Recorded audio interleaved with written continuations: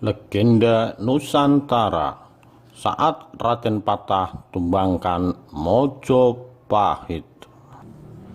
Demak sebelumnya adalah sebuah daerah yang dikenal dengan nama Bintoro atau Gelagahwangi yang merupakan daerah kadipaten di bawah kekuasaan Mojopahit. Penamaan Demak berawal dari kisah Raden Patah diperintahkan oleh gurunya Sunan Ampel dari Surabaya agar merantau ke barat dan bermukim di sebuah tempat yang terlindungi oleh tanaman gelagah wangi. Tanaman gelagah yang rimbun tentu hanya subur di daerah rawa-rawa. Dalam perantauannya itu, Raden Patah sampai ke daerah rawa di tepi selatan Pulau Muryo atau Muria, sebuah kawasan rawa-rawa besar yang menutup laut, atau lebih tepatnya sebuah selat yang memisahkan Pulau Muryo dengan daratan Jawa Tengah. Disitulah ditemukan Gelagahwangi dan rawa.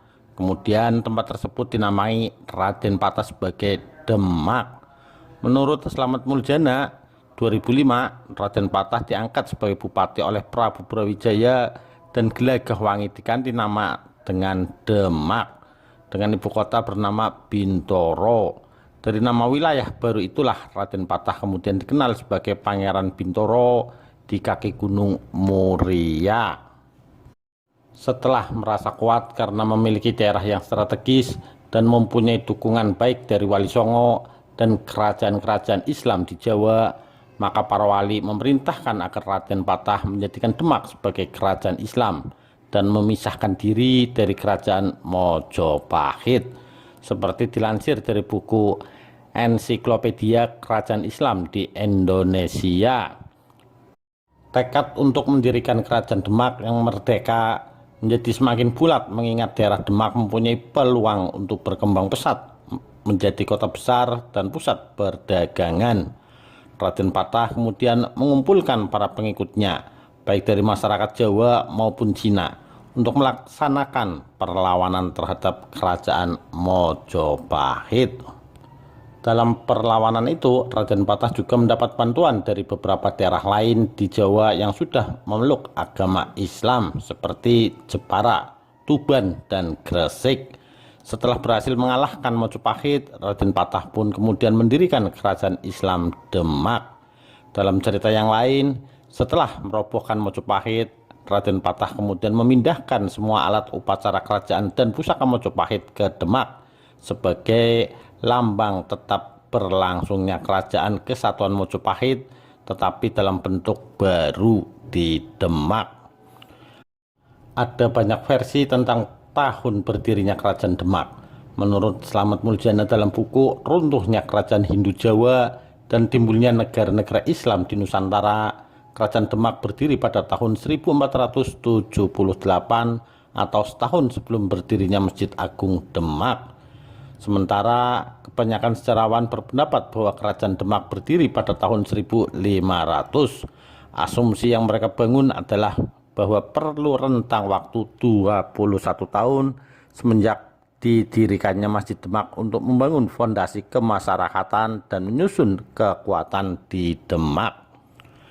Diketahui Raden Patah atau Jinbun adalah salah seorang keturunan Raja Brawijaya dari salah seorang istrinya yang disebut Putri Cina. Dikisahkan bahwa pada abad ke-14, Kaisar Yanlu dari dinasti Ming mengirimkan seorang putri yang cantik kepada Raja Brawijaya di kerajaan Mojopahit. Sebagai tanda persahabatan antara kedua negara, putri yang cantik dan pintar ini segera merebut perhatian dan mendapatkan tempat yang istimewa di hati Brawijaya. Semua kemauan yang diinginkan sang putri dituruti oleh Raja Brawijaya. Namun karena Ratu Darawati, sang permaisuri yang berasal dari Campa, merasa cemburu terhadap putri Cina tersebut, terpaksa Raja Brawijaya memberikan putri Cina yang sedang mengandung kepada Arya Damar, yang kala itu menjabat sebagai Adipati Palembang. Setelah putri Cina melahirkan Raden Patah di Palembang, barulah Arya Damar menikahi putri Cina dan melahirkan anak laki-laki yang kemudian diberi nama Raden Kusen. Raden Patah dan Raden Kusen adalah saudara sekandung seibu tetapi berlainan ayah. Karena menolak untuk menjadi adipati di Palembang, maka Raden Patah dan Raden Kusen kemudian berlayar ke Jawa dengan menaiki kapal dagang yang menuju Surabaya dan menjadi santri di pesantren Ampel Denta atau Ngampel Denta.